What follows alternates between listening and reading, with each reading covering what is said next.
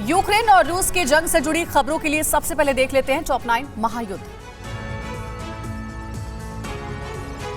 Ukraine रूस के जंग में अमेरिका भी अब कूदने को तैयार है। जंग के बीच रूस को कड़ा संदेश देने के लिए हिंद प्रशांत महासागर क्षेत्र में अमेरिका के बॉम्बर B-52 और F-35 विमानों ने उड़ान भरी है। रूस के एटमी हमले की धमकी के बाद अमेरिकी बॉम्बर और फाइटर जेट्स और ज्यादा एक्टिव हो गए। अमेरिका पहले ही ऐलान कर चुका है कि रूस को यूक्रेन पर हमला करने का अंजाम भुगतना होगा। अमेरिकी कांग्रेस की रक्षा मामलों की कमेटी के सामने न्यूक्लियर कमांड के प्रमुख एडमिरल चार्ल्स रिचर्ड ने सेना की तैयारियों के बारे में जानकारी दी है। कमेटी के सदस्यों ने कहा है कि रूस की एटमी धमकी पर अमेरिका शांत नहीं रह सकता। रूस अब अंतरिक्ष की दुनिया में भी धमकी दे रहा है। अमेरिका पर साइबर हमले हो रहे हैं। रूस और चीन हमारे अस्तित्व को चुनौती दे रहे हैं। चार्ल्स रिचर्ड ने कहा है कि दुनिया में किसी भी हमले से निपटने के लिए अमेरिकी सेना तैयार है। न्यूक्लियर हमले के खतरे के बीच अमेरिकी राष्ट्रपति बाइडेन और यूक्रेनी राष्ट्रपति जेलेंस्की के बीच फोन पर बात हुई है। इस बातचीत के बाद बाइडेन ने ट्वीट कर यूक्रेन को हर संभव मदद देने का भरोसा दिया है।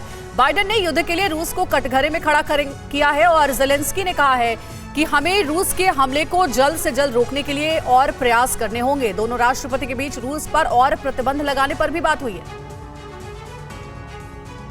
रूस और यूक्रेन के बीच शांति बहाली की उम्मीद कमजोर होती दिखाई दे रही है। बेलारूस के बॉर्डर पर आज दोनों देशों के बीच होने वाली तीसरे दौर की बातचीत टल सकती है। टर्की के राष्ट्रपति की प्रवक्ता ने दावा किया है कि रूस की गैर वाजिब मांगों की वजह से बातचीत टल सकती है। यूक्रेन के राष्ट्रपति जेलेंस्की ने भी ये कहा है कि बातचीत के लिए रूस को हमला रोकना होगा।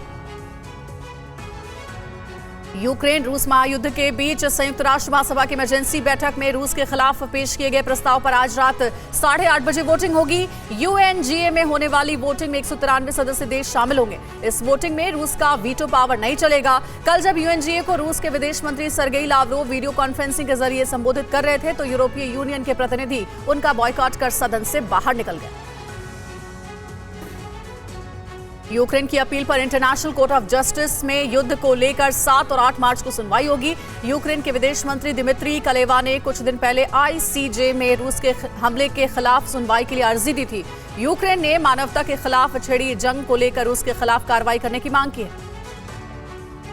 रूस की आर्मी यूक्रेन के खार्किव शहर पर एक के बाद एक बड़े हमले कर रही है। बीती रात खार्किव में रूस ने अब तक का सबसे भीषण मिसाइल अटैक किया है। खार्किव में चुगैव इलाके में हुए इस हमले का असर कई किलोमीटर दूर तक देखा गया। ब्लास्ट की आवाज से दूर दूर तक घरों की खिड़कियों के शीशे टूट गए। इस जबरदस्त धमाके के बाद खार्किव के लोगों में दहशत का माहौल बना हुआ है।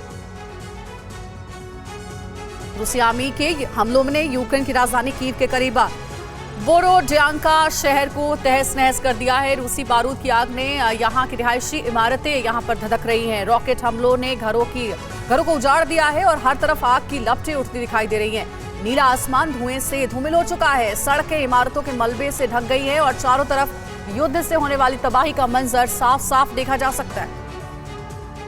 ऑपरेशन गंगा के तहत यूक्रेन में फंसे भारतीयों का रेस्क्यू जारी है। हिंडन एयरपोर्ट से वायुसेना का C-17 विमान नागरिकों को लेने के लिए रोमानिया रवाना हो गया है। रोमानिया पहुंचे केंद्रीय मंत्री ज्योतिरादित्य सिंधिया भारतीय छात्रों से मुलाकात कर उनकी खैरियत उन्होंने पूछी। केंद्रीय मंत्री हरदीप सिंह पुरी भी हंगरी के बुडापेस्ट पहुंच चुके हैं। बीती रात भी यूक्रेन में फंसे 216 भारतीय छात्रों का एक दल दिल्ली पहुंचा।